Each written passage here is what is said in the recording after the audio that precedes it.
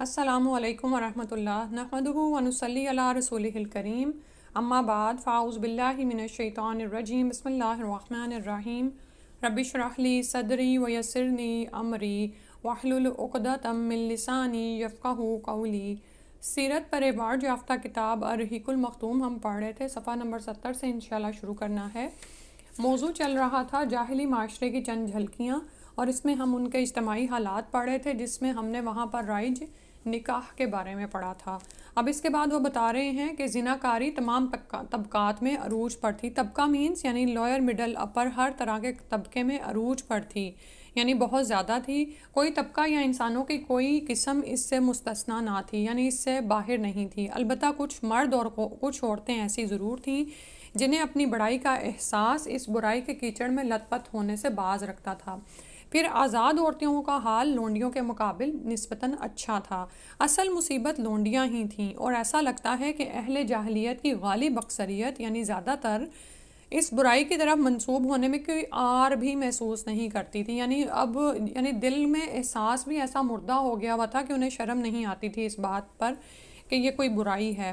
چنانچہ سنن ابی داؤد وغیرہ میں مروی ہے کہ ایک دفعہ ایک آدمی نے کھڑے ہو کر کہا، یا رسول اللہ صلی اللہ علیہ وسلم، فلاں شخص میرا بیٹا ہے، میں نے جاہلیت میں اس کی ماں سے زنا کیا تھا۔ رسول اللہ صلی اللہ علیہ وسلم نے فرمایا، اسلام میں ایسے دعوے کی کوئی گنجائش نہیں، جاہلیت کی بات گئی، اب تو لڑکا اسی کا ہوگا جس کی بیوی یا لونڈی ہو۔ یعنی اس میں جو حدیث میں آتا ہے نا کہ الولد للفراشی، ٹھیک ہے، اور زناکار کے لیے پتھر ہے، یہ حدیث صحیح بخاری اور ابو داؤد میں آئی ہے۔ سعد بن نبی وقاص رضی اللہ عنہ اور عبد بن زمہ کے درمیان زمہ کی لونڈی کے بیٹے عبد الرحمن بن زمہ کے بارے میں جو جھگڑا پیش آیا تھا وہ بھی معلوم اور معروف ہے، ٹھیک ہے، وہ بھی اسی طرح کے دعوے پہ تھا۔ جاہلیت میں باپ بیٹے کا تعلق بھی مختلف نوعیت کا تھا۔ کچھ تو ایسے تھے جو کہتے تھے انما اولادنا بیننا اکبادنا تمشی علی الارض، کہ ہماری اولاد ہمارے کلیجے ہیں جو روئے زمین پر چلتے پھرتے ہیں۔ لیکن دوسری طرف کچھ ایسے بھی تھے جو لڑکیوں کو رسوائی اور خرچ کے خوف سے زندہ دفن کر دیتے تھے، اور بچوں کو فقر و فاقہ کے ڈر سے مار ڈالتے تھے۔ یہ جیسے قرآن مجید میں ہی آتا ہے نا اس کے بارے میں۔ لیکن یہ کہنا مشکل ہے کہ یہ سنگ دلی بڑے پیمانے پر رائج تھی، کیونکہ عرب اپنے دشمن سے اپنی حفاظت کے لیے دوسروں کی بہ نسبت کہیں زیادہ اولاد کے محتاج تھے، اور اس کا احساس بھی رکھتے تھے، ٹھیک ہے۔ یعنی یہ نہیں تھا کہ یہ سنگ دلی بہت بڑے پیمانے پر تھی، ایسا نہیں تھا، کیونکہ ان لوگوں کو اولاد کی ضرورت بھی تو تھی۔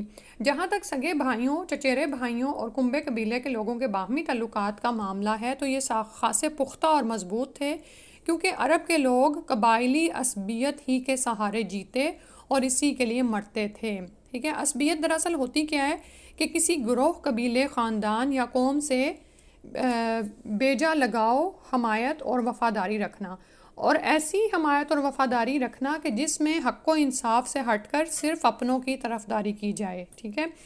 تو اس وجہ سے پھر ان کا جو سوشل سیٹ اپ ہے وہ قائم تھا، لیکن اس پہ کوئی انصاف نہیں تھا۔ قبیلے کے اندر باہمی تعاون اور اجتماعیت کی روح پوری طرح کار فرما ہوتی تھی، ٹھیک ہے۔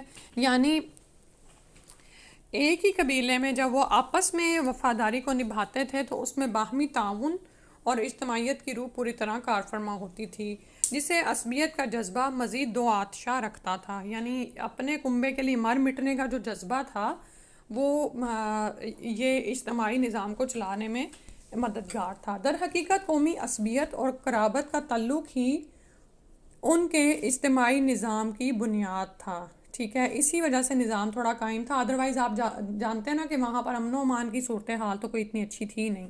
وہ لوگ اس مثل پر اس کے لفظی معنی کے مطابق عمل پیرا تھے۔ لفظی معنی کی بات آ رہی ہے کہ انصر اخاک ظالمن او مظلومن، یہ حدیث ہے نا کہ اپنے بھائی کی مدد کر، خواہ ظالم ہو یا مظلوم۔ اس مثل کے معنی میں ابھی وہ اصلاح نہیں ہوئی تھی جو بعد میں اسلام کے ذریعے کی گئی، ٹھیک ہے، کہ اسلام کے ذریعے اصلاح کیا کی گئی کہ ظالم کی مدد یہ ہے کہ اسے ظلم سے باز رکھا جائے، ٹھیک ہے، یعنی اس کو ظلم کرنے پر اسے پکڑا جائے۔ البتہ شرف و سرداری میں ایک دوسرے سے آگے نکل جانے کا جذبہ بہت سی دفعہ ایک ہی شخص سے وجود میں آنے والے قبائل کے درمیان جنگ کا سبب بن جایا کرتا تھا، جیسا کہ اوس و خزرج، اوس و ذئبان اور بکر اور تغلب وغیرہ کے واقعات میں دیکھا جا سکتا ہے، ٹھیک ہے، کہ ان کی جنگیں بہت عرصہ تک جاری رہتی تھیں۔ جہاں تک مختلف قبائل کے ایک دوسرے سے تعلقات کا معاملہ ہے تو یہ پوری طرح شکستہ و ریختہ تھے، یعنی ٹوٹ پھوٹ کا شکار تھے۔ قبائل کی ساری قوت ایک دوسرے کے خلاف جنگ میں فنا ہو رہی تھی، یعنی ختم ہو رہی تھی۔ البتہ دین اور خرافات کے آمیزے سے تیار شدہ بعض رسوم و عادات کی بدولت بسا اوقات جنگ کی حدت اور شدت میں کمی آ جاتی تھی، ٹھیک ہے۔ آپ جانتے ہیں نا کہ دین آپ کو بھلائی کا حکم دیتا ہے نا، چاہے وہ اپنا بنایا ہوا ہو یا یہ کہ وہ اللہ کی طرف سے اتارا ہوا، تو دین تو ہے ہی بھلائی پر مبنی، ٹھیک ہے۔ تو یہ جو انہوں نے دین اور خرافات کے نام پر ایک آمیزہ تیار کر رکھا تھا، اس کی وجہ سے بھی بسا اوقات جنگ کی گرمی اور اس کی شدت میں کمی آ جاتی تھی۔ اور بعض حالات میں موالات، اب موالات کیا ہوتے ہیں کہ آپس میں محبت، میل ملاپ نبھانا، حلف یعنی قسم اٹھانا دوسرے کا ساتھ دینے کے لیے، اور تابع داری یعنی ایک دوسرے کو فالو کرنے کے اصولوں پر مختلف قبائل یکجا ہو جاتے تھے۔ علاوہ ازیں حرام مہینے میں ان کی زندگی اور حصول معاش کے لیے سراپا رحمت و مدد تھے۔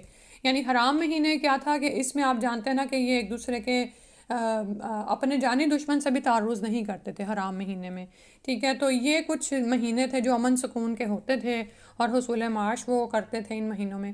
خلاصہ یہ کہ اجتماعی حالت ضعف اور بے بصیرتی کی پستی میں گری ہوئی تھی، یعنی اخلاقی لحاظ سے اور ان کی جو کمزوری تھی وہ واضح تھی۔ یعنی آپ یہ دیکھیں نا کہ جب کوئی ایک سولڈ نظام ہی نہیں ہے معاشرے میں اور ہر وقت جنگ و جدل جاری ہے، تو پھر ایسے میں اجتماعی حالت کیا ہوگی؟ یعنی آپ یہ دیکھیں کہ ہر وقت اگر جنگ ہو رہی ہے اور آپ ہر وقت مردے اور یہی چیزیں دیکھ رہے ہیں، خون اور زخمی اور بیمار، آپ امیجن کریں نا ایک صورتحال کو، ٹھیک ہے، تو اس میں پھر معاشرے نے ترقی کیا کرنی ہے، ٹھیک ہے۔ معاشرے میں صنعت و حرفت کا یا وہاں پر ترقی کا کیا کام ہوگا؟ جوہل اپنی تنابے تانے ہوئے تھا، یعنی علم وغیرہ کوئی نہیں تھا، کوئی عقل استعمال کرنے والی باتیں نہیں تھیں۔ تنابے مطلب ہے کہ اس کے جو شامیانے ہیں وہ گڑے ہوئے تھے، اور خرافات کا دور دورہ تھا۔ خرافات ہوتی ہیں خود سے ہی کچھ باتیں گھڑ لینا۔ لوگ جانوروں جیسی زندگی گزار رہے تھے، عورت بیچی اور خریدی جاتی تھی، اور بعض اوقات اس سے مٹی اور پتھر جیسا سلوک کیا جاتا تھا۔ مٹی کا کیا ہوتا ہے؟ آپ نے کبھی یہ سنا ہوگا نا محاورہ مٹی کا مادھو، اس کا کیا مطلب ہوتا ہے کہ اس کے کوئی جذبات ہی نہیں ہیں، یعنی کہ وہ انسان ہی نہیں ہے جیسے، نعوذ باللہ۔ اور پتھر یعنی کہ جتنا چاہے ظلم کرو اس پر کچھ اثر نہیں ہوگا، نعوذ باللہ۔ تو انسان کے ساتھ کیسا سلوک کیا جاتا تھا، وہ بھی عورت۔ قوم کے باہمی تعلقات کمزور بلکہ ٹوٹے ہوئے تھے، اور حکومتوں کے سارے عزائم اپنی رعایا سے خزانے بھرنے یا مخالفین پر فوج کشی کرنے تک محدود تھے۔ یعنی ہر وقت جو ہے یہاں تو اپنی ہی نفسا نفسی پڑی ہوئی تھی، یہاں پھر مخالف سے جنگ کرنی ہے، تو پھر معاشرے کی حالت کیا ہوگی؟ یعنی جو عام جو معاشرتی بہبود کا تصور پایا جاتا ہے معاشرے میں اور عوام کو فوائد پہنچائے جاتے ہیں، وہ نظر نہیں آتے تھے۔ اس کے بعد ہے اقتصادی حالت۔ اقتصادی حالت یعنی اکنامکس جو تھیں ان کی اجتماعی حالت کے تابع تھی، یعنی کہ مطلب کہنے کا یہ ہے کہ جب اجتماعی حالت کا حال اوپر بیان ہوا تو یہ ساری جو حالتیں ہوتی ہیں کسی بھی معاشرے کی، یہ ایک دوسرے سے متعلق ہیں۔ اس کا اندازہ عرب کے ذرائع معاش پر نظر ڈالنے سے ہو سکتا ہے کہ تجارت ہی ان کے نزدیک ضروریات زندگی حاصل کرنے کا سب سے اہم ذریعہ تھی، اور معلوم ہے کہ تجارتی آمد و رفت امن و سلامتی کی فضا کے بغیر آسان نہیں۔ یعنی جب ہر وقت باہر لوٹ مار کا اور جنگ و جدل کا بازار برپا ہے تو پھر کون اپنا سامان لے کر تجارت کے لیے نکلتا ہے؟ اور جزیرۃ العرب کا حال تو یہ تھا کہ سوائے حرمت والے مہینوں کے امن و سلامتی کا کہیں وجود نہ تھا۔ یہی وجہ ہے کہ صرف حرام مہینوں ہی میں برف عرب کے مشہور بازار اوکاز، ذی المجاز اور مجنہ وغیرہ لگتے تھے۔ جہاں تک صنعتوں کا معاملہ ہے تو عرب اس میدان میں ساری دنیا سے پیچھے تھے۔ کپڑے کی بنائی اور چمڑے کی دباغت وغیرہ کی شکل میں جو چند صنعتیں پائی بھی جاتی تھیں وہ زیادہ تر یمن، ہیرا اور شام کے متصل علاقوں میں تھیں، ٹھیک ہے۔ تو کپڑے کی بنائی وغیرہ کر لیتے تھے، چمڑے کی دباغت ہوتا ہے اس کو رنگ کر استعمال میں لانا، اور تو یہ بھی یمن، ہیرا اور شام کے متصل علاقوں میں تھی۔ البتہ اندرون عرب کھیتی باڑی اور غلہ بانی کا کسی قدر رواج تھا۔ کھیتی باڑی مطلب کھیت بونا، اور جو غلہ بانی ہے مثلاً جانوروں کو چرانا۔ ساری عرب عورتیں سود کاٹتی تھیں، لیکن مشکل یہ تھی کہ سارا مال و متاع ہمیشہ لڑائیوں کی زد میں رہتا تھا۔ آپ یہ دیکھیں ابھی جو میں نے بات کی کہ جب ہر وقت تو لڑائی ہو رہی ہے تو پھر مال آپ کا جو بندے مر رہے ہیں، جو زخمی ہو رہے ہیں، جو ہر وقت ایک خوف کی کیفیت ہے، اس میں کام کیا چلے گا، اور جو روزانہ کے کام ہیں وہ کیا ہوں گے، بلکہ ایک ایمرجنسی کی کیفیت ہی نافذ رہے گی۔ تو پھر مال و متاع جو بھی کمائی وغیرہ یا جو ہاتھ میں آتا تھا وہ تو سارا اسی لڑائیوں کی زد میں رہتا تھا۔ فقر اور بھوک کی وبا عام تھی اور لوگ ضروری کپڑوں اور لباس سے بھی بڑی حد تک محروم رہتے تھے۔ اللہ سبحانہ تعالیٰ عافیت میں رکھیں، اللہ سے ہمیشہ خیر و عافیت ہی مانگنی چاہیے، اور اللہ تعالیٰ ایمان کی حالت میں بھی ان مصائب میں نہ ڈالے جن کا یہاں پر ذکر آ رہا ہے۔ آپ یہ دیکھیں کہ اللہ تعالیٰ نے دنیا میں دو طرح کا رزق اتارا ہے، کہ یعنی دنیاوی رزق بھی ہے اور اسی طرح سے روحانی رزق ہے، ٹھیک ہے، اور ہماری چوائس پہ چھوڑ دیا گیا کہ ہم اس میں سے کس طرح لیتے ہیں۔ اور اب یہ دیکھیں کہ دنیا میں کچھ لوگ ایسے ہیں کہ جن کے پاس نہ تو کھانے کو ہے اور نہ ہی ان کے پاس دین ہے، یعنی نہ تو دنیا ہے نہ ہی دین ہے، ٹھیک ہے۔ تو اب یہاں پر یہی چیز نظر آ رہی ہے کہ دین تو انہوں نے خرافات کا ایک مجموعہ بنا رکھا تھا، اور دوسری طرف دنیاوی حالت بھی ان کی کیا تھی کہ لڑائی اور خوف اور ہر وقت جنگ کی کیفیت چل رہی ہے، ٹھیک ہے۔ تو دنیا بھی سکون کی نہیں تھی، اللہ سبحانہ تعالیٰ اس سے محفوظ فرمائے۔ اور اب اس وقت آپ یہ دیکھیں کہ دنیا میں کتنے ہی مسلم ممالک ایسے ہیں جہاں پر یہ صورتحال پائی جاتی ہے، اور مسلم ممالک کے علاوہ یعنی اور وہی بات ہے کہ عصبیت کے نام پر بہت سے لوگ ایسے ہیں جو انہی حالات کا شکار ہیں۔ اللہ سبحانہ وتعالیٰ ان کو اپنی جناب سے خیر و عافیت عطا فرمائے اور ظالموں کا قلع کما کرے، اور جہاں جہاں مسلمان بستے ہیں اللہ سبحانہ وتعالیٰ ان کی اپنی جناب سے مدد فرما دے۔ کہہ رہے ہیں کہ لوگ ضروری کپڑوں اور لباس سے بھی بڑی حد تک محروم رہتے تھے۔ اب اس وقت آپ یہ دیکھیں کہ دنیا میں جس جس جگہ پر بھی اس طرح جنگ و جدل کی کیفیت پائی جاتی ہے وہاں پر یہی چیز ہمیں نظر آتی ہے کہ اموات بہت زیادہ ہیں، اس کے بعد پھر بیماریاں ہیں، مہلک ہتھیار جس طرح کے آج کل استعمال ہو رہے ہیں، تو اس کے بعد بیماریاں ہیں، فقر ہے، بھوک ہے، اور نہ تو کپڑا ہے تن پہ رکھنے کو اور نہ ہی گرمی سردی سے بچاؤ کے لیے کوئی چیز ہے۔ تو اللہ سبحانہ تعالیٰ نے ہمیں اتنا نعمتوں سے سرفراز کیا ہوا ہے، اللہ تعالیٰ ہم سے آسان حساب لے اور ہمیں ان نعمتوں کا شکر عطا کرنے کی توفیق عطا فرما دے۔ تو اب یہ جو ساری ہم باتیں پڑھیں نا، یہ ہم دراصل وہ حالات پڑھیں دور جاہلیت جس کے بعد اسلام آیا تھا، ٹھیک ہے۔ تو ایسے لگتا ہے جیسے آج کے دور کی کوئی بات ہو رہی ہے، سبحان اللہ۔ اخلاق یہ تو اپنی جگہ مسلم ہے ہی کہ اہل جاہلیت میں خسیس اور رذیل عادتیں اور وجدان و شعور اور عقل سلیم کے خلاف باتیں پائی جاتی تھیں، ٹھیک ہے۔ یعنی عقل اور شعور سے، یعنی وجدان کا مطلب یہ ہوتا ہے کہ ضمیر میں جو باتیں ہوتی ہیں نا جو آپ کو بھلائی اور معروف کا حکم دیتی ہیں، وہ بھی جیسے ان کا سو گیا ہوا تھا۔ اور فطرت سلیم یا عقل سلیم کیا ہوتا ہے کہ یہ چیزیں تو انسان کے اندر حق کو اور بھلائی کو ودیت کیا گیا ہے، لیکن اس کے باوجود بھی وہ اس سے اتنی گری ہوئی حرکات کرے۔ لیکن ساتھ ہی کہتے ہیں کہ ان میں ایسے پسندیدہ اخلاق فاضلہ بھی تھے جنہیں دیکھ کر انسان دنگ اور ششدر رہ جاتا ہے، مثلاً کرم و سخاوت۔ یہ اہل جاہلیت کا ایسا وصف تھا جس میں ہم ایک دوسرے سے آگے نکل جانے کی کوشش کرتے تھے، اور اس طرح فخر کرتے تھے کہ عرب کے آدھے اشعار اسی کی نظر ہو گئے ہیں۔ اس وصف کی بنیاد پر کسی نے خود اپنی تعریف کی ہے تو کسی نے کسی اور کی۔ حالت یہ تھی کہ سخت جاڑے یعنی سردی اور بھوک کے زمانے میں کسی کے گھر کوئی مہمان آ جاتا اور اس کے پاس اپنی اس ایک اونٹنی کے سوا کچھ نہ ہوتا جو اس کی اور اس کے کنبے کی زندگی کا واحد ذریعہ ہوتی تھی، تو بھی ایسی سنگین حالت کے باوجود اس پر سخاوت کا جوش غالب آ جاتا اور وہ اٹھ کر اپنے مہمان کے لیے اپنی اونٹنی ذبح کر دیتا۔ ان کے کرم ہی کا نتیجہ تھا کہ وہ بڑی بڑی دیت اور مالی ذمہ داریاں اٹھا لیتے تھے، اور اسی طرح انسانوں کو بربادی اور خون ریزی سے بچا کر دوسرے رئیسوں اور سرداروں کے مقابل فخر کرتے تھے۔ یعنی جہاں پر حد سے بڑی بھی برائیاں پائی جاتی تھیں وہاں پر بہت سے اخلاقی اوصاف بھی ان میں تھے جن میں کرم اور سخاوت آپ یہ دیکھیں۔ آج ہم میں سے کوئی ایک ایسا ہے جس کے گھر شدید سردی یا گرمی میں کوئی مہمان آ جائے اور اس کے گھر میں کھانے کو دینے کو کچھ نہ ہو اور وہ اپنی ہی سواری کو ذبح کر دے، ٹھیک ہے، سبحان اللہ۔ اسی کرم کا نتیجہ تھا کہ وہ شراب نوشی پر فخر کرتے تھے، اس لیے نہیں کہ یہ بذات خود کوئی فخر کی چیز تھی، بلکہ اس لیے کہ یہ کرم و سخاوت کو آسان کر دیتی تھی، کیونکہ نشے کی حالت میں مال اٹھانا انسانی طبیعت پر گراں نہیں گزرتا، یعنی بھاری نہیں پڑتا۔ اس لیے یہ لوگ انگور کے درخت و کرم اور انگور کی شراب کو بنت الکرم کہتے تھے۔ جاہلی اشعار کے دواوین پر نظر ڈالیں، یعنی دیوانوں پر، تو یہ مدح و فخر کا ایک اہم باب نظر آئے گا۔ انترا بن شداد ابسی اپنے معلقہ میں کہتا ہے، میں نے دوپہر کی تیزی رکنے کے بعد ایک زرد رنگ کے دھاری دار جامع بلوریں سے، جو بائیں جانب رکھی ہوئی تابناک اور منہ بند خم کے ساتھ تھا، نشان لگی ہوئی صاف شفاف شراب پی، اور جب میں پی لیتا ہوں تو اپنا مال لٹا ڈالتا ہوں، لیکن میری آبرو بھرپور رہتی ہے اور اس پر کوئی چوٹ نہیں آتی، اور جب میں ہوش میں آتا ہوں تب بھی سخاوت میں کوتاہی نہیں کرتا، اور میرا اخلاق و کرم جیسا کچھ ہے تمہیں معلوم ہے۔ یعنی یہاں پر نعوذ باللہ شراب کے جو فائدے ہیں کچھ تھوڑے بہت وہ سامنے لا رہا ہے۔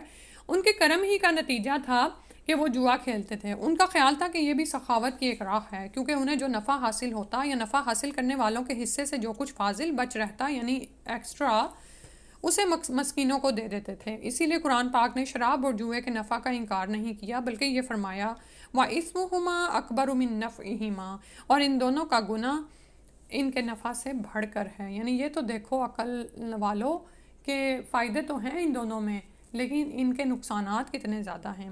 دوسری بات ہے وفائے عہد، یہ بھی دور جاہلیت کے اخلاق فاضلہ میں سے ہے۔ عہد کو ان کے نزدیک دین کی حیثیت حاصل تھی، جس سے وہ بہرحال چمٹے رہتے تھے۔ اچھا، اب یہاں پر جب ہم مشرکین مکہ کی یعنی دور جاہلیت میں لوگوں کی کچھ صفات پڑھ رہے ہیں، اخلاقی صفات، تو یہ یاد رکھیں کہ حکمت مومن کی گمشدہ چیز ہے، یہ جہاں سے بھی ملے اسے لے لو۔ تو یہ مت سوچیں کہ اچھا وہ تو ساتھ میں اتنی برائیاں بھی کرتے تھے اور اسلام تو ان کے پاس تھا نہیں، بلکہ جو ان کے اخلاقی اوصاف ہیں ان پر نظر ڈالیں اور دیکھیں کہ کیا میری زندگی میں یہ سب کچھ ہے، یعنی کیا میرا جود و کرم جو میں نے ابھی پیچھے آپ کو بتا رہی تھی، کیا ایسا ہے کہ ہم مہمانوں کی یا ضرورت مندوں کی اس حد تک مدد کرنے والے ہوں، جبکہ ہمارا اسلام تو ہمیں اس پر اتنی فضیلتیں اور ثواب بتا چکا ہے، پھر بھی آپ یہ دیکھیں کہ صدقہ کرتے ہوئے کیسے ہماری جان رکتی ہے۔ اور اسی طرح اس کے بعد جو دوسری صفت بتائی جا رہی ہے کہ وفائے عہد، یہ بھی ہم دیکھیں کہ وعدہ پورا کرنا یا کمٹمنٹس کو نبھانا ہماری زندگیوں میں کتنا شامل ہے۔ اچھا، تو عہد کو ان کے نزدیک دین کی حیثیت حاصل تھی، جس سے وہ بہرحال ہر حال میں یعنی چمٹے رہتے تھے، اور اس راہ میں اپنی اولاد کا خون اور اپنے گھر بار کی تباہی بھی ہیچ سمجھتے تھے۔ یعنی اگر عہد، یہ ہم واقعہ پڑھیں گے کہ اگر عہد پورا کرنے کے لیے بیٹا بچہ بھی قربان کرنا پڑے تو جائے، اور اپنے گھر بار کو بھی تباہ کرنے کو تیار تھے۔ اسے سمجھنے کے لیے ہانی بن مسعود شیبانی، سموائل بن عادی اور حاجب بن زرارہ کے واقعات کافی ہیں۔ تیسری صفت جو ہے خودداری اور عزت نفس، یہ بھی بڑی ہی اہم چیز ہے، ہم سب عورتوں اپنی زندگی میں دیکھیں، اس پر قائم رہنا اور ظلم و جبر برداشت نہ کرنا، یعنی خودداری کہ ہمارا کوئی خودی ہے، ہم یہ ایسے ہی نہیں ہے گرے پڑے کہ کسی کی بھی بات پر کر اٹھیں، تو یہ بھی جاہلیت کے معروف اخلاق میں سے تھا۔ اس کا نتیجہ یہ تھا کہ ان کی شجاعت اور غیرت حد سے بڑھی ہوئی تھی۔ آپ یہ دیکھیں کہ آج کتنے ہیں جو کہ صرف دنیاوی لالچ کے مارے لوگوں کو سے مانگتے پھرتے ہیں، ٹھیک ہے، یعنی شجاعت، اور بعض اوقات غیرت تو ہمیں مرتی ہوئی نظر آتی ہے، ٹھیک ہے، تو اے عورتوں ذرا دیکھو کیا ہم بھی شجاع اور غیرت مند ہیں۔ اور وہ فوراً بھڑک اٹھتے تھے اور ذرا سی بات پر جس سے ذلت اور اہانت کی بو آتی شمشیر و سنان اٹھا لیتے، سبحان اللہ، یعنی ایسی کسی بات جس سے اسے لگتا تھا کہ دوسرا ان کو ذلیل اور ان کو یعنی کہ کمتر جان رہے، تو تلوار اٹھا لیتے تھے اور نہایت خون ریز جنگ چھیڑ دیتے۔ ظاہر ہے اسلام نے ہمارے جذبات کو ایک معتدل راہ دی، ٹھیک ہے، یعنی یہ اوصاف حسنہ ہیں، لیکن ان پر قائم کیسے رہا جائے گا اور ان کی حفاظت کیسی کی جائے گی، یہ ہمیں ایک معتدل اور امن پسند انداز میں بتایا گیا، ٹھیک ہے، کہ ہم اخلاق حسنہ کا دامن ہاتھ سے نہیں چھوڑیں گے۔ اگر ہمیں لگے کہ کوئی شخص ہمارے ساتھ اس طرح کا کوئی رویہ رکھتا ہے یا اس کی جو زبان ہے یا سلینگ ہے اس میں ہمیں اپنے لیے کچھ اس طرح کی ذلت نظر آئے، تو ہم اس کے ساتھ ایک اور طرح سے حکمت کے ساتھ معاملہ کریں گے۔ یعنی یہ نہیں ہے کہ ہم وہاں پر جذباتی ہو جائیں گے اور مار پیٹ پر اتر آئیں گے، لیکن اس میں یہ یاد رکھیں کہ ہمارے اندر ایک خودداری ہونی چاہیے اور ہماری غیرت ہونی چاہیے، بلکہ ایک مسلمان عورت کا امیج تو ایسا ہونا چاہیے کہ کوئی اس کو کوئی بات کہہ کر نہ گزرے، ٹھیک ہے، چاہے گھر کے معاملات ہوں چاہے باہر کے معاملات ہوں۔ آپ یہ دیکھیں کہ ہم میں سے بہت سی عورتیں اس بات پر ہی کتنی دیر تک پریشان رہتی ہیں اور اپنے مقاصد پر نظر نہیں رکھ پاتی کہ فلاں نے مجھے یہ بات کہہ دی اور فلاں نے مجھے یہ کر دی، اور بھئی فلاں کو جرت کیسے ہوئی آپ کے ساتھ ایسی بات کرنے کی؟ اگر آپ اس کے ساتھ شروع سے ہی فرم رویہ رکھتے ہیں، اپنی غیرت اور خودداری کو دوسرے پر ظاہر کریں، تو کوئی آپ کو ایسی بات نہیں کرے گا، ٹھیک ہے۔ مومن کا ایک امیج ہوتا ہے، انشاءاللہ اللہ تعالیٰ سے دعا ہے کہ اللہ سبحانہ و تعالیٰ ہم سب کو وہ سکھا دیں، ہم ایسی نوبت ہی کیوں آنے دیں کہ کوئی ہمیں بات کر کے گزرے۔ انہیں اس راہ میں اپنی جان کی قطعاً پرواہ نہ رہتی۔ اس کے بعد ہے نمبر 4، عزائم کی تکمیل۔ اہل جاہلیت کی ایک خصوصیت یہ بھی تھی کہ جب وہ کسی کام کو مجد و افتخار کا ذریعہ سمجھ کر انجام دینے پر تل جاتے، یعنی جب انہیں یہ یقین ہو جاتا کہ یہ اس کام میں ہماری بڑائی اور فخر ہے، تو پھر وہ اس کو انجام دینے پر تل جاتے تھے، پھر کوئی رکاوٹ انہیں روک نہیں سکتی تھی، وہ اپنی جان پر کھیل کر اس کام کو انجام دے ڈالتے تھے، یعنی کمٹمنٹ، صحیح ہے۔ اور ایک مومن کو اس صفت کی کتنی زیادہ ضرورت ہے۔ آپ یہ دیکھیں، اپنی زندگی میں دیکھیں کہ جب آپ دین پر شعوری طور پر آئیں تو کتنی ہی کمٹمنٹس ہیں جو آپ نے اپنے ساتھ باندھ لیں، کیا آپ ان کی تکمیل میں سرکردہ ہیں کہ کتنوں کو ہی چھوڑ چکی ہیں؟ کوئی ایک گروپ بھی سوچ لینا جس کو آپ نے بڑے جوش اور جذبے کے ساتھ جوائن کیا، تو کیا آپ نے اس کی ہر کلاس لی، اس کو آپ نے یقین جان کر کیا کہ ہاں اس میں ہی میری دنیا میرے دین کا فائدہ ہے؟ آپ یہ دیکھیں کہ کہہ رہے ہیں کہ جب ان کو پتہ چل جاتا تھا نا کہ اس کام میں میرے لیے بڑائی ہے، تو پھر اس کو ہر صورت میں کر گزرتے تھے۔ یہ چیز بھی ہم نے اپنے اندر دیکھنی ہے۔ ہم کیوں نہیں کامیاب ہو پاتے؟ کیونکہ ہمارے اندر یہی کمی رہ جاتی ہے۔ ہم کام بہت سارے شروع کر لیتے ہیں، لیکن اس کے بعد ہوتے ہوتے شیطان کے پھیر میں ایسے آتے ہیں، اچھا کر لیں گے، بہت سارے لوگ بھی تو نہیں کر رہے، کوئی ایسا اس کا فائدہ تو مجھے نظر نہیں آ رہا، اور یہ کرتے کرتے ہم استقامت سے نیچے آ جاتے ہیں، ٹھیک ہے۔ تو اگر کوئی عزیمت کی راہ پر بھی چل رہا ہے نا، اور اس نے ایک کام کو بھلا جان کر شروع کیا تھا اور اس نے اس کے فضائل پر نظر رکھ کر اس کو شروع کیا تھا، تو اب آپ اس سے کیوں ہٹیں، ٹھیک ہے۔ اس کو آپ اپنی جان پر کھیل کر اس کام کو انجام دیں، ٹھیک ہے۔ ایک حکیمانہ انداز ہونا چاہیے۔ بعض اوقات کیا ہوتا ہے کہ اگر آپ نے ایک کام کی کمٹمنٹ کی ہوئی ہوتی ہے تو ظاہر ہے رکاوٹیں تو آتی ہیں اور بہت ساری جگہوں پر آپ کو ٹریک چینج بھی کرنا پڑتا ہے، لیکن راستہ بدلنا نہیں، صرف یہ ہے کہ راستہ بدل کر اسی راہ پر دوبارہ آنا ہے، راستے کو چھوڑنا نہیں ہے۔ پھر اس کے بعد ہے حلم و بردباری اور سنجیدگی، یعنی حلم کا مطلب ہوتا ہے مشکل سے مشکل حالات میں سکون اور حکمت سے کام لینا۔ یہ بھی اہل جاہلیت کے نزدیک قابل ستائش خوبی تھی، مگر یہ ان کی حد سے بڑھی ہوئی شجاعت اور جنگ کے لیے ہمہ وقت آمادگی کی عادت کے سبب نادر الوجود تھی۔ یعنی وہ حکمت سے کام لیتے تھے اور یہ سب کچھ ان کے پاس تھا، لیکن ہوتا کیا تھا کہ چونکہ بہت زیادہ شجاع تھے، ایک دم سے بہادری کو ظاہر کرتے تھے اور جنگ پر ہر وقت تیار رہتے تھے، تو اس وجہ سے یہ جو ان کی حلم بردباری اور سنجیدگی جو تھی، یہ کبھی کبھار ہی نظر آتی تھی۔ نادر کیا تھی؟ یعنی اینٹیک تھی، یعنی سم ٹائمز ہی ایسا کچھ ہوتا تھا۔ تو آپ یہ دیکھیں کہ حلم، بردباری اور سنجیدگی، یعنی مشکل حالات آ پڑے ہیں تو اپنے آپ کو تھام لیں، اس پر غور و فکر کریں، سوچیں، پھر اس کے بعد کوئی فیصلہ کریں، ٹھیک ہے۔ سنجیدگی اختیار کریں، بردبار ہوں آپ، یہ ساری صفات ہونی چاہیے۔ تو لیکن یہ ان کی کام کیوں نہیں تھی آ رہی؟ کیونکہ ان کے اندر ایک جوشیلا جذبہ جو تھا، جس کی دین نے آ کر پھر رہنمائی کی، تو پھر ہم یہ دیکھتے ہیں کہ کس طرح سے انہوں نے صحابہ، کس طرح اللہ سبحانہ تعالیٰ نے ان کو چمکا دیا، ٹھیک ہے۔ تو یہ ہو ہمارے اندر، ٹھیک ہے، اور یہ اس کو ہم نے اپنے اندر شعوری کوشش سے لے کر آنا ہے، کیونکہ بچوں کی تربیت میں،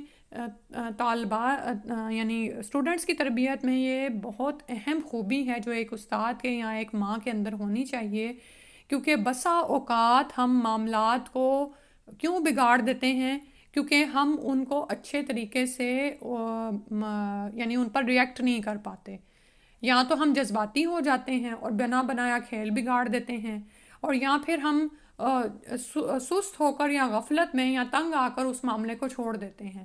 تو بالکل درمیان کی راہ اختیار کرنی ہے، حکمت اور غور و فکر کے ساتھ بچوں کی تربیت پر لگے رہیں. جہاں معاملہ دیکھیں کہ ذرا گڑبڑا گیا ہے، ذرا بچے میں آپ جوش اور یعنی ایسی کوئی چیز دیکھیں تو رکیں، پاس دیں اور اس پر غور و فکر کریں، سوچیں اور اللہ سبحانہ و تعالیٰ سے دعا کرتے رہیں. اللہ تعالیٰ ضرور حکمت کے راستے آپ کو سجھائے گا کہ آپ بچے کو واپس ٹریک پر لے آئیں گے. اس کے بعد ہے بدوی سادگی، یعنی تمدن کی علائشوں اور داؤ پیچ سے ناواقفیت اور دوری. یعنی یہ جو ہمارا سو کالڈ کلچر ہے نا، جس کو ہم ایک بہت اوپر بڑھاتے بڑھاتے اب ہم یہاں تک پہنچ گئے ہیں کہ ہم فطرت سے بہت دور ہیں. ٹھیک ہے، تو یعنی فطرت ایون یہ کہ ہمارا آپ یہ دیکھیں کہ کھانے پینے کے اوقات، ہمارے کھانے پینے کی اشیاء جو ہیں، اور اسی طرح سے ہمارے سونے جاگنے کے اوقات، اس میں تمدن کی کتنی علائشیں شامل ہو چکی ہوئی ہیں نا. ہم باوجود کوشش کے بھی ان سے نکل نہیں پا رہے، اور اگر ہم ہٹتے ہیں تو ہماری نسلیں ان کو چھوڑنے کو تیار نہیں ہیں. اور اسی طرح یہ بعض اوقات کلچر کے پیچھے جو داؤ پیچ ہیں، ان میں آپ یہ دیکھیں کہ آپس میں جب ہم ظاہر ہے ایک ہم نے اسٹیٹس مینٹین کیا ہوا ہے اور اس کے چکروں میں ہم ایک دوسرے کی دیکھا دیکھی بہت ساری ایسی چیزیں کر رہے ہیں. تو یہ چیزیں سامنے تھیں نہیں، منظر عام پر نہیں تھی دور جاہلیت میں، وہ اس سے دور تھے. اس کا نتیجہ یہ تھا کہ ان میں سچائی اور امانت پائی جاتی تھی. ٹھیک ہے، یہ جو لگی لپٹی بات کہنا اور تکلف، تصنع، بناوٹ، آرائش، یہ آپ دیکھتے ہیں نا شہری زندگی میں ہے. اور جتنا زیادہ آپ اس میں بڑھتے جائیں اتنا ہی ٹھیک ہے. ایک معروف کی حد تک یہ چیزیں چاہیے ہوتی ہیں. معروف میں نے ایک دن کہیں پڑھ رہی تھی کہ جیسے آپ جیسے علاقے میں آپ رہتے ہیں نا، وہاں پر جیسے یوزلی گھر ہے نا، اسی طرح ہی آپ کا گھر کی بناوٹ اور آرائش ہو. یعنی ایک لمٹ میں رہ کر کریں، اس سے زیادہ نہ آگے بڑھیں، کیونکہ اس سے آگے کیا ہوتا ہے، پھر مقابلہ شروع ہو جاتا ہے. ٹھیک ہے، اور پھر جب مقابلہ ہوتا ہے تو پھر تصنع، بناوٹ، جھوٹ، اور پھر امانت میں خیانت، اور بھی بہت ساری پہلے قباحتیں آتی ہیں، اس کے بعد برائیاں، اور پھر نعوذ باللہ گناہ کی طرف انسان جانا شروع ہو جاتا ہے. ٹھیک ہے، تو یہاں پر کیا تھا کہ فطری تھے، وہ فطرت پر تھے، سچائی اور امانت پائی جاتی تھی، فریب کاری اور بدعہدی سے دور اور متنفر تھے. ٹھیک ہے، ہم سمجھتے ہیں کہ جزیرۃ العرب کو ساری دنیا سے جو جغرافیائی نسبت حاصل تھی، اس کے علاوہ یہی وہ قیمتی اخلاق تھے جن کی وجہ سے اہل عرب کو بنی نوع انسان کی قیادت اور رسالت عامہ کا بوجھ اٹھانے کے لیے منتخب کیا گیا. سبحان اللہ.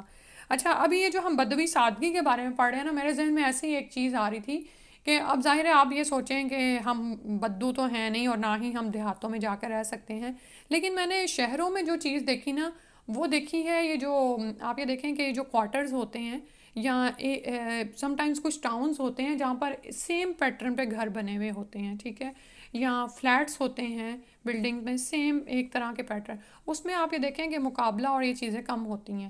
ٹھیک ہے، اور ایک جو ہے نا سادگی کسی حد تک پائی جاتی ہے، اور تصنع سے انسان کی زندگی دور ہوتی ہے. اچھا، اب وہ یہ کہہ رہے ہیں کہ جزیرۃ العرب کو ساری دنیا سے جو جغرافیائی نسبت حاصل تھی وہ تو ایک طرف ہے. ٹھیک ہے، کہ اللہ سبحانہ تعالیٰ نے اس کو چنا کیونکہ یہ لوگ جو تھے وہ دنیا کے 2 سپر پاور سے دور تھے. ان کے اندر جو تھا وہ ایک یعنی ایک ہوتا ہے نا کہ کچھ چیزوں پہ ملمہ چڑھ چکا ہوتا ہے، لیکن کچھ چیزیں سادی صاف ستھری ہوتی ہیں، ان کو تھوڑا سا اگر آپ جھاڑ کے چمکا لیں نا تو وہ جلدی نکھر آتی ہیں. لیکن اگر کسی چیز کے اوپر آلریڈی کوئی رنگ و روغن ہوا ہے اور وہ خراب ہو چکا ہے تو پھر پہلے آپ کو وہ سب کچھ اتارنا پڑے گا اور وہ پھر نیا چڑھانا پڑے گا. وہی صبغت اللہ والی بات ہے. تو جغرافیائی نسبت سے، اور دوسری بات وہ جو لکھتے ہیں وہ یہ ہے کہ قیمتی اخلاق تھے ان کے اندر، جس کی وجہ سے اللہ تعالیٰ نے اس علاقے کو بنی نوع انسان کی قیادت اور رسالت عامہ کا بوجھ اٹھانے کے لیے منتخب کیا. آپ یہ دیکھیں کہ یہ وہ نبی ہیں صلی اللہ علیہ وسلم جو خاتم النبیین ہیں، جن پر رسالت کا خاتمہ ہونے والا تھا. ہم الرحیق المختوم ہی پڑھ رہے ہیں، یعنی مہر بند ایک چیز تھی. وہ بھی ایک حدیث کا مفہوم ہے نا کہ جس میں ایک نبی صلی اللہ علیہ وسلم نے ایک گھر کا بتایا کہ اس بلڈنگ کا سب کچھ تیار تھا اور ایک اینٹ کی جگہ چھوڑی گئی تھی، تو لوگ سارا گھر دیکھتے اور حیران ہوتے کہ یہ اینٹ کی جگہ اس کو فل کیوں نہیں کیا گیا. ٹھیک ہے، تو وہ اینٹ نبی صلی اللہ علیہ وسلم ہیں کہ یعنی رسالت کے معنوں میں کہ وہ سلسلہ جو آدم علیہ السلام سے چلا تھا کہ اللہ کی طرف سے ہدایت آتی تھی، ہدایت کا نور آتا رہا، نبی انبیاء مبعوث ہوتے رہے، رسول مبعوث ہوتے رہے، وہ سلسلہ رسول اللہ صلی اللہ علیہ وآلہ وسلم تک آ کر مکمل ہو گیا. ٹھیک ہے، الیوم اکملت لکم دینکم واتممت علیکم نعمتی ورضیت لکم الاسلام دینا. ٹھیک ہے، تو اب اس دین کو اللہ تعالیٰ نے ان لوگوں تک، اور یہ بھی لوگ جو تھے نا چنے ہوئے لوگ تھے جن تک یہ دین پہلے شان نزول پر آیا ہے، سبحان اللہ. ٹھیک ہے، کیونکہ یہاں سے اب دین نے نکل کر ساری دنیا کو روشن کرنا تھا. تو یہ اخلاق اگرچہ بعض اوقات شر و فساد کا سبب بن جاتے تھے اور ان کی وجہ سے المناک حادثات پیش آ جاتے تھے، لیکن یہ فی نفس ہی بڑے قیمتی اخلاق تھے جو تھوڑی سی اصلاح کے بعد انسانی معاشرے کے لیے نہایت مفید بن سکتے تھے، اور یہی کام اسلام نے انجام دیا. اچھا، اتنی ڈیٹیل سے جو میں نے ساری باتیں کی ہیں نا، آپ یہ دیکھیں کہ اس وقت ہم بھی ایک دور جاہلیت سے گزر رہے ہیں، اور ہم میں سے بہت سی روحیں تڑپتی ہیں کہ یا اللہ اسلام اتنا سرنگوں ہو گیا ہے، یا اللہ وہ کہاں ہے اسلام کی اصل روح، اصل شکل، وہ دینی احکامات جو ہماری زندگیوں میں شامل تھے. اور بعض اوقات ہم اتنے یعنی کہ المیہ ہوتا ہے کہ المیہ ہے ہمارا کہ ہم لوگ اتنے اس میں پریشان ہو جاتے ہیں. تو اب جب جو ہم سیرت پڑھتے چلے جائیں گے نا تو ہمیں سمجھ آئے گی کہ کام کس طرح سے کرنا ہے، بنیاد سے کرنا ہوگا نا. تھوڑے تھوڑے انشاءاللہ کام سے ہم نے لوگوں کی سیرت کو سنوارنا ہے. ٹھیک ہے، ان کے اندر جو اچھی خوبیاں ہیں ان کو باہر لانا ہے، ان کا تربیہ اور ان کا تزکیہ کرنا ہے ان کا. ٹھیک ہے انشاءاللہ. تو اسلام نے یہی کام سر انجام دیا تھا. اس وقت ہم دیکھ رہے ہیں کہ مسلمان نہ صرف یہ کہ اپنی دفاعی پوزیشن کے اعتبار سے کمزور ہیں، کتنی ہی جگہیں ایسی ہیں، کتنے ہی ممالک ایسے ہیں جہاں پر مسلمان پٹ رہے ہیں، شہید ہو رہے ہیں. ٹھیک ہے، اسی طرح معاشی حالت بھی ہم مسلمانوں کی دیکھ رہے ہیں کس طرح کی چل رہی ہے. اقتصادیات ہیں ان کی، یا ان کی جو تمدنی حالت ہے وہ بھی آپ دیکھ لیں، یہود و نصارہ کی پیروی میں پڑے ہوئے ہیں. اور اقتصادی حالت کے اعتبار سے یہ ہے کہ آپس میں اتحاد نہیں ہے، تو مال و متاع بھی ہمارے پاس زیادہ نہیں ہے، یعنی یہ کہ کوئی ہماری سے نہیں ہے دنیا میں. اور بھی بہت ساری ایسی چیزیں ہیں جن کو ہم اب اس کی وضاحت کیا کریں. تو حل کیا ہے؟ حل وہی ہے، وہ نسخہ کیمیا جو رسول صلی اللہ علیہ وآلہ وسلم لے کر آئے، اور تھوڑا تھوڑا کر کے اپنے آس پاس تمام صحابہ کو دینا شروع کیا. اور 313 کی وہ جماعت تیار کی جس نے بدر کے میدان میں، یعنی جس کو یوم الفرقان، یوم التقى الجمعان کے جس دن دو جماعتیں آپ آمنے سامنے آئیں اور اللہ تعالیٰ نے حق کا بول بالا کر دیا. کام اسی طرح سے ہوگا. ٹھیک ہے، 10 پر نظر نہ رکھیں، 100 پر نظر نہ رکھیں کہ میں اب پوری دنیا کو کیسے سنوار لوں، کیسے مقابلہ کروں ان دشمن قوتوں کا جو مختلف ممالک پر حاوی آتی چلی جا رہی ہیں. آپ سے آپ کے کام کی پوچھ ہے. اگر آپ کی وجہ سے کوئی ایک شخص بھی دین اسلام پر آ گیا، اس کا اخلاق اچھا ہو گیا، تو آپ کے لیے آپ یہ دیکھیں کہ 100 اونٹوں سے بڑھ کر ہے نا. کیونکہ آپ یہ دیکھیں کہ یہ اخلاق ہی تو ہے جس کی وجہ سے یہ دین پھیلا تھا، زور زبردستی سے تو نہیں پھیلا تھا. لیکن اس اخلاق کی تعلیم ہی آج کم ہوتی چلی جا رہی ہے نا. اللہ سبحانہ تعالیٰ ہمیں یہ کام کرنے کی توفیق عطا فرما دیں. اور یہ کوئی بڑا کام نہیں ہے، بڑا ہے بھی، بس اس پر جم جائیں، استقامت اختیار کریں. روزانہ کی ایک حدیث لے لیں کہ یہ میں نے پڑھنی ہے، یہ میں نے سیکھنی ہے، سمجھانی ہے، اس پر عمل کرنا ہے، اپنے بچوں کے ساتھ سب کے ساتھ لے کر آگے بڑھیں. ٹھیک ہے. اور اس کے بعد لکھتے ہیں غالباً ان اخلاق میں بھی ایفائے عہد کے بعد عزت نفس اور پختگی عزم سب سے گراں قیمت اور نفع بخش جوہر تھا. ٹھیک ہے، ایفائے عہد ہو ہمارے اندر، عزت نفس ہو، جو میں نے ابھی بتایا نا کہ خودداری آپ کے اندر ایسی ہو کہ کیوں آپ کو کوئی بات کرے اور آپ کے سارے دن کو خراب کرے. آپ کا ایک فرم رویہ ہونا چاہیے، ایک اچھا اخلاق ہونا چاہیے آپ کا، اور آپ کا امیج اتنا اسٹرانگ ہونا چاہیے کہ لوگ آپ کو اپنی باتوں کے تانوں سے ایسا مزمل نہ کر دیں کہ آپ اپنے دین کے کام کے قابل نہ رہیں. اور پختگی عزم ہو، اور وہ بھی اسی کا حصہ ہے. جب عزت نفس ہوگی نا اور انسان کو اپنے کام کے فائدے کا یقین ہوگا تو پھر وہ لگا رہے گا، وہ اپنے ارادے سے نہیں ہٹے گا. ٹھیک ہے. اس قوت قاہرہ یعنی غالب آ جانے والی قوت اور عزم مصمم یعنی پکے ارادے کے بغیر شر و فساد کا خاتمہ اور نظام عدل کا قیام ممکن نہیں۔ اہل جاہلیت کے کچھ اور بھی اخلاق فاضلہ تھے، لیکن یہاں پر ظاہر ہے سب کا احاطہ کرنا مقصود نہیں ہے۔ تو انشاءاللہ اتنا ہی پڑھتے ہیں آج۔ ہمیں اللہ تعالیٰ سے دعا ہے کہ دین کو سمجھنے کی اور اس کو پھیلانے کی توفیق عطا فرما دیں۔ سبحانک اللہم و بحمدک، اشہد ان لا الہ الا انت، استغفرک و اتوب الیک۔ السلام علیکم ورحمۃ اللہ۔